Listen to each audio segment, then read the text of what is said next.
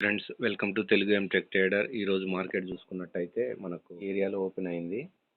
So market side వేస్గా ఉంది. కొంత ఈ ఏరియాకి వెళ్ళింది, తర్వాత మళ్ళీ ఇక్కడ సైడ్ వేస్గా ఉండి ఇది బ్రేక్అవుట్ ఇచ్చింది. సో ఇక్కడ వరకు టార్గెట్ రీచ్ అవుద్దని వెయిట్ చేస్తున్నాం. సో చూద్దాము. సో టార్గెట్ ఫ్రెండ్స్, ఇక్కడ ఈ పొజిషన్ చూసుకున్నట్టయితే మొన్న శుక్రవారం రోజు హోల్డింగ్ పెట్టాను. ఇవి మంత్లీ ఎక్స్పైరీలు పెట్టుకున్నాను నేను. సో దాన్ని క్యారీ ఫార్వర్డ్ చేశాను, మార్కెట్ అప్ సైడ్ వెళ్తుందేమో అని. సో ఈరోజు మార్నింగ్ మార్కెట్ ఓపెన్ అయింది, అలాగే సైడ్ వేస్గా ఉంది చాలాసేపు. మార్నింగ్ నుండి ఆల్మోస్ట్ 11-12 దాకా సైడ్ వేస్గా ప్లస్ కిందికే ఉంది. అప్ సైడ్ వెళ్తుంది, కొద్దిసేపు కిందికి వెళ్తుంది. సో ఈ విధంగా మార్కెట్ సైడ్ వేస్గా ఉండి కొద్దిగా అలాగే ప్రాఫిట్ ఏం కనపడలేదు. సో మనకు ఆఫ్టర్నూన్ టైంలో ఒక మంచి బ్రేక్అవుట్ ఇచ్చి పైకి మూమెంట్ ఇచ్చినప్పుడు సో ఇక్కడ కొద్దిగా అయితే ప్రాఫిట్ అయితే కనపడతా ఉంది.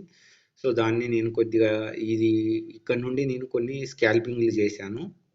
సో ఫ్రెండ్స్, నేను స్టార్టింగ్లో కూడా స్కాల్పింగే చేశాను. సో నా స్టార్టింగ్ వీడియోస్ అన్ని చూస్తే స్కాల్పింగ్ వీడియోస్కి ఎక్కువ కనపడుతుంటాయి. సో 2-3 లాట్స్ తోటే ఫస్ట్ ఎంట్రీ తీసుకుంటావు, ఒక 1000-1500, మళ్ళీ ఎగ్జిట్ అయిపోయి మళ్ళీ ఎంట్రీ తీసుకుంటావు. సో ఈ విధంగా ఉంటుంది. కాకపోతే దీన్ని లిమిటెడ్గా చేసుకొని మన లిమిటెడ్ ఎంట్రీస్ ఎగ్జిట్లు పెట్టుకుంటే కొంతవరకు ప్రాఫిట్ తోటి ఎగ్జిట్ అయిపోయి మనం ప్రాఫిట్ తీసుకొని వెళ్ళిపోవచ్చు. ఒక 4%, 5% రిటర్న్ తీసేసుకొని వెళ్ళిపోతే ఆ విధంగా రూల్స్ పెట్టుకొని మనం ట్రేడ్ చేస్తే మనకు ఇబ్బంది ఏమి ఉండదు. కాకపోతే మనం ఈ విధంగానే మనం ఒక్కోసారి ఎక్కువ ట్రేడ్స్ తీసుకొని ఓవర్ ట్రేడింగ్ చేయడము, లేదంటే క్వాంటిటీ ఇంక్రీజ్ చేయడం అనేవి చేయడం వలన సో ఓవర్ ట్రేడింగ్ చేసేసి మనం ఏమైతే రూల్స్ పాటించాలనుకున్నామో అవి రూల్స్ బ్రేక్ చేస్తాము. సో ఇక్కడ స్కాల్పింగ్ చేయాలి అంటే మనం కంటిన్యూస్గా మానిటర్ ముందు ఉండాలి. సో డైరెక్షన్ పట్టుకోవాలి. సో మొమెంటం ఉన్నప్పుడు కొద్దిగా ఎంట్రీ ఎగ్జిట్లు చేస్తే మంచి ప్రాఫిట్స్ అయితే ఉంటాయి. సో లేదు అని అంటే డైరెక్షన్ ఆపోజిట్ వెళ్ళింది అని అంటే మనం ట్రాప్ అయిపోతాము. సో ఇందులో క్వాంటిటీ ఎక్కువ అయినా కానీ ప్రాబ్లమే. సో ట్రాప్ అయిపోతే ఎక్కువ లాస్ వస్తుంది. సో అందువలన నేను ఒక త్రీ లాట్స్కే నేను చేశాను. సో ఇప్పుడు నేను 40,000 క్యాపిటల్ యూజ్ చేసేసి నేను 4,000 దాకా తీయగలిగాను. సో అంటే ఆల్మోస్ట్ 10%. సో అది చాలా హై అన్నట్టు. మనం అంత దాకా కూడా ఉండొద్దు. మనకు 5% అంటే 40,000లో 5% అంటే 2,000 వచ్చింది అని అనుకుంటే ఇట్స్ ఎ బిగ్ రిటర్న్ అని అనుకోవాలి మనము. సో అంత అంత రిటర్న్ వచ్చింది అని అంటే మనము ఆ రోజుకి ట్రేడ్ని క్లోజ్ చేయడం కూడా బెటరు, దాన్ని ఇంకా మళ్ళీ కంటిన్యూ చేయకుండా. సో ఆ రోజుకి ట్రేడ్ని ఆపేసేయటం అనేది ఆ విధమైన రూల్ పెట్టుకుంటే బెటరు. సో ఒక 40,000 వాడుతున్నాము, దాంతో ఒక 2,000 తీయగలిగాము. సో అంతవరకు ఈజీగా తీయగలుగుతాము. సో స్కాల్పింగ్లో టూ టూ టూ ట్రేడ్స్ వల్లనో 2 ట్రేడ్స్ తీసుకొని ఆ విధంగా మనం అమౌంట్ తీయగలము.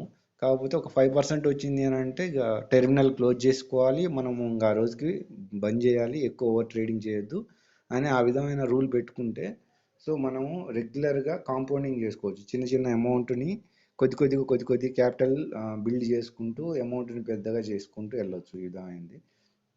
ఆ విధంగా కాకుండా మనం ఒక రూల్ పెట్టుకోకుండా ఉన్నాము అంటే సో మనం కొద్దిగా ఓవర్ ట్రేడింగ్ చేస్తాము. సో మనకి రూల్స్ బ్రేక్ చేస్తాము. సో ఓవర్ ట్రేడింగ్ చేసి క్వాంటిటీ ఇంక్రీజ్ చేస్తాము. ఒక సిస్టమేటిక్గా అనేది ఉండదు.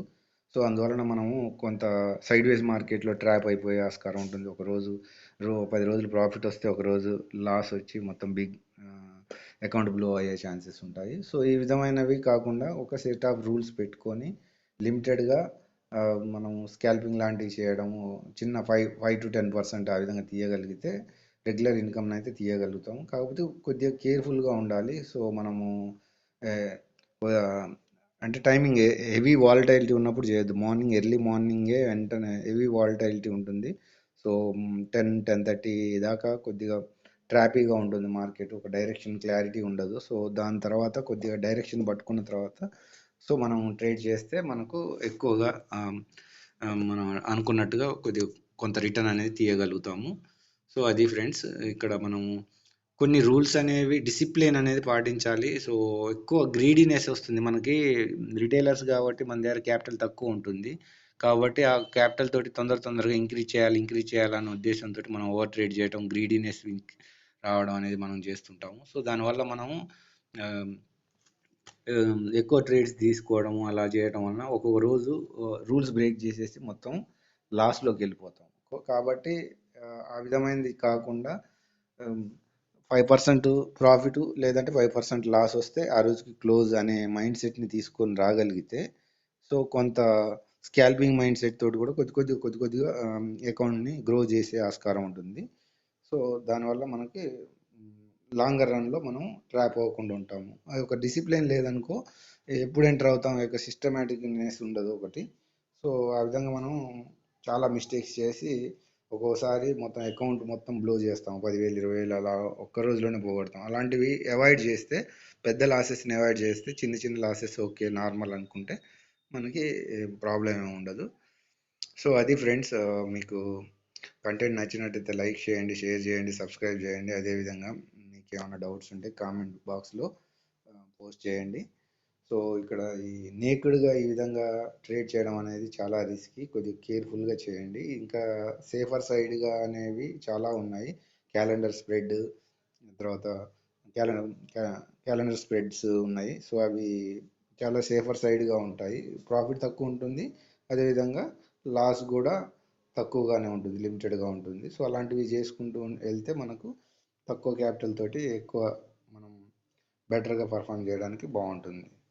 ఓకే ఫ్రెండ్స్, నెక్స్ట్ వీడియోలో కలుసుకుందాం. అంతవరకు సెలవు.